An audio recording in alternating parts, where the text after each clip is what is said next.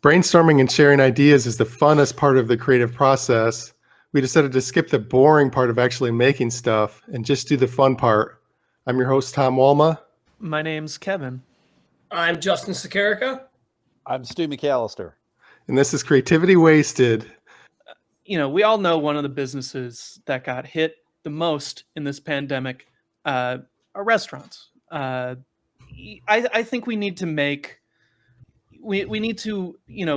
reinvent the wheel, so to speak, as far as the restaurant industry is concerned. Perhaps the customer isn't always right. Perhaps the customer is always wrong.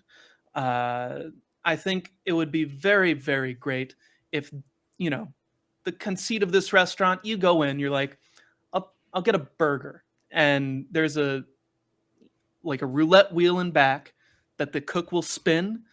And whatever it lands on, it lands on. You do not get a burger, though.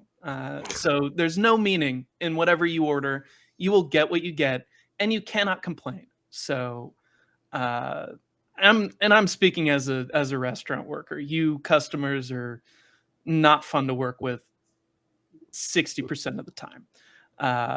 So I think a restaurant that sort of fucks with the customer, I think that's going to be, I think that'd be a good way, but I need a little bit more ideas to bounce off of. Cause this is more in the pre-planning phase of this business. So do people know this going into the restaurant that whatever they order, they're not getting? Absolutely. So it's the gimmick, what's that thing, Dick's Resort, where they yell insults at you? Yeah, or the heart attack grill. Oh, in Vegas, yeah. Where you will get free food if you're over a certain weight, because they have fucking big burgers, Yes. So I'm still a little confused. So you say they can't complain, but they will complain. But then the idea is, well, if they yell for the manager's just not gonna cave in no matter what. Okay, so you do bring up a good point. If they do complain, they need to pay double the price of whatever they ordered. And Kevin, let me ask you this: why would someone come to this restaurant? What is the selling point? Very good food. It is 3 Michelin stars, working on their 4th. Yeah. Wow. Yeah. We want to make good food, right? We don't want to be, some weird. Fridays. Yeah, we don't want to be TGI Fridays. We don't want to be Olive Garden. We want to be less authentic Italian food, but authentic enough that people are like, oh wow, this is good. I'll come back here. Do you tell them what the food actually is? When they get the food. They will not know until they get the food at their table. So they're not wondering what meat is this? Or yeah, they'll. It's not like, here you go, you can guess this for yourself. No, does it have peanuts in it? Right. Obviously mention your allergies, just because that's a kind thing to do. Have your allergy card if you need that.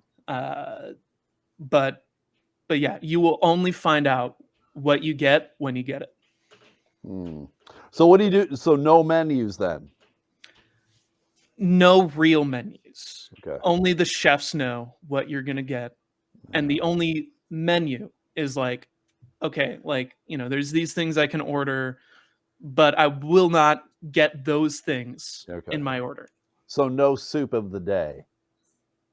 Would you want there to be a soup of the day? Honestly, that sounds pretty good. I would, but I'm afraid if I ordered the soup of the day, I would get a cheeseburger. Okay. Because I like soup, I think there should be a soup of the day. Okay. The person at the register will say it's, tomato soup. And if you order the soup of the day and it's tomato soup, you get chicken noodle instead.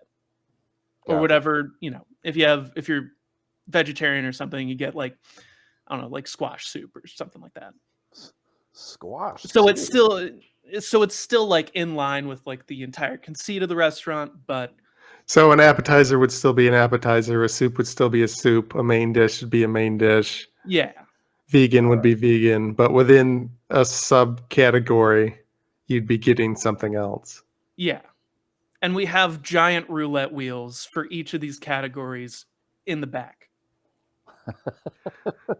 Now, it would make sense economically to just have like a giant pot and just give everybody the same thing, regardless of what they order. We aren't prison, all right? But you're not going to do that. You're going to take the time to make individual meals, but they're just all totally different. Yeah. Are these pre-made at all? So like in the morning they're making you your No, sandwich. absolutely not. Oh, it's Nothing fresh. is pre-made. We're gonna make it fresh. Maybe the soup is a day old because like you make a big batch of soup and you got to keep it overnight because like why waste it? But we're not gonna get a commissary that sends us pre-cooked food. We're gonna make it ourselves. What is? Did you say the name of this restaurant? Did I miss it? I'm again pre-planning phase. So if you have an idea for the name of this restaurant, I'm all ears. Something roulette, food roulette. Roulette almost sounds classy, but doesn't.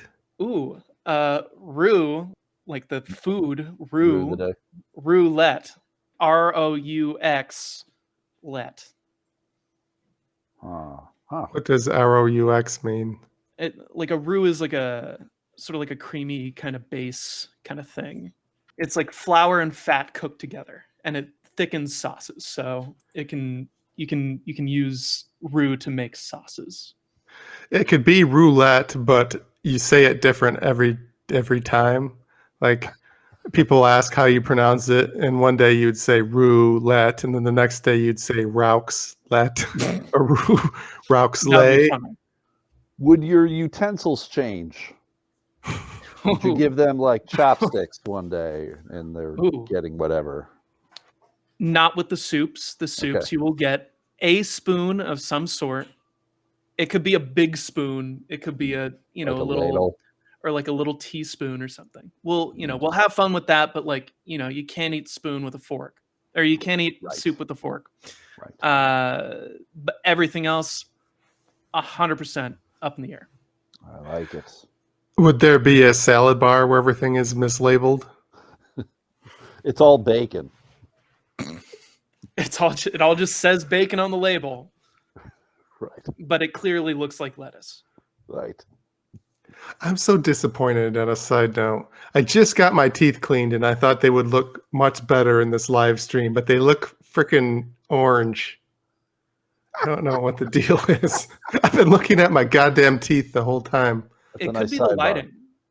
Could be the lighting. Well, I didn't have any lights because I'm just moving in, except for this one like desk light.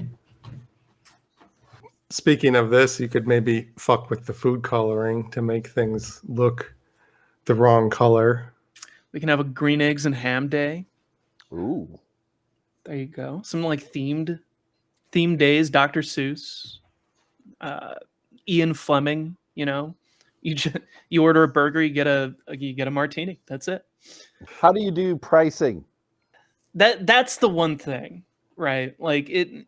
With everything to consider, like supply chain, labor, all that stuff, a steak's going to cost more than, a bowl of soup. I think first to consider pricing, we need to consider portion control. And the ideal environment would be like flat pricing. Like you pay $20, you get the experience. We still get the profit on 99% of the dishes, because we've portioned it out. Now, you did say this was like a 3-star Michelin place, so you're trying to keep out the riffraff, as they say. Not necessarily. We're not going to be exclusionary in that regard. We do have a long waiting list. All right. What are Is it a waiting list or is it like a random, like out of order list? Oh, okay. See, that's a great idea, is to have a huge waiting list. But throw it. Have a dartboard in back too. Just we're not going to have any computers. Do it like a large open mic and have everybody throw their name in a hat, and then you just pull out. Like the moth. Like right. when you put your name in a hat and they take it out. Hey, come read your story. Like have a waiting list of everybody who wanted to make reservations at whatever time. Cut it off at a certain point so it's not like super overwhelming. So like maybe like here's the September hat. This person made a reservation in September. I'm going to pull their name out of a hat and they can come on this date in October or something like that. Right. I like it. Would you have the same waitress the whole time, or would you just have a random waitress, like different one every time? Oh, no. Every time a waiter comes to your table, it is a different face. So it is a different face that comes to your table every time. Hey, guys, how you doing? Next time they come up, oh, here's your water that you asked me for. It's like, we didn't ask you. Oh, okay. They even got to keep in the spirit. And the tip just happens to go to the last one, whoever it is. No, the tip is split amongst all the staff. Got to keep it fair. You know, I like split tips at the past like 2 restaurant jobs I've had. I think it's a good method. We're gonna have split tips. Do you throw in one really bad waiter just to mix it up? Yes, that's it could be somebody in training, could be somebody who's deliberately terrible. Could be somebody who has weird orange teeth with salad in them. Yes. Oh, God. Yes, we are a very accepting workplace.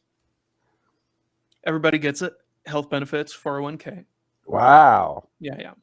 Are you guys hiring? We will be hiring once this business, and I've poached all your ideas. Once, it's all come to fruition, we will be hiring. Indeed. Do you hire full-time workers or is it gig workers? Only full-time, and it's 40 hours. That's not per the theme of the restaurant. No, because we need to treat workers fairly. And also, fuck DoorDash and fuck GrubHub and fuck Uber Eats. I will not be having anybody in my restaurant hearing that incessant bell that happens every time a DoorDash order comes in. Absolutely not. They bring in a bell to your restaurant? So DoorDash will send you, DoorDash, Uber Eats, and GrubHub will send you like tablets. And it's like, a Android-based tablet with like their specific app on it. And every time an order comes in from GrubHub or from DoorDash or from Uber Eats, Postmates was absolutely the worst sound because it kept going. It puts like an alarm sound every time somebody sends in an order. And if multiple orders come in, it'll just play all of those at the same time. And you want to scrape your ears out of your head. It is terrible. I hate it so much. Are you a cook, Kevin? I am a line cook as of now. I will be leaving my current job next week, hopefully for better ventures. To start up this new restaurant? Perhaps. How about this? Instead of giving you a bag, they take your food away, and then the takeout bag that comes back has some other food in it. Oh, that's great. There you go. It's not even That's the food that you were eating. It's just totally different. That's perfect. You get what you get. I don't know why I'm laughing at my own jokes. How about that be the name of the restaurant? You get what you get. That's straight and to the point. Where like, are we going tonight? Get what you get. You get what you get. Hey, Mom, can we go to McDonald's? You get what you get. I don't know what that means. You get what you get. You get what you get. It's my favorite restaurant. You get what you get. At Yes. You get what you get. Any shows or podcasts or things you want to plug? For those in the Metro Detroit area, there is a wonderful murder mystery show called Ding Dong Dead, Friday, January 28th, and Saturday the 29th, and February 4th, and February 5th. It's a really fun murder mystery I'm working on as an assistant director. You have to be fully vaxxed, and you have to have a mask to get in Planet Ant. Anything to plug, Stu? The Elemental Podcast. Come troll me. I'll agree with everything you say. I'm looking up Justin's credits. He runs some shows. Bearded Lamb Brewing Company on January 28th. Rusted Crow Distillery, February 5th. This has been a production of Planet Ant Podcast, powered by Pinecast.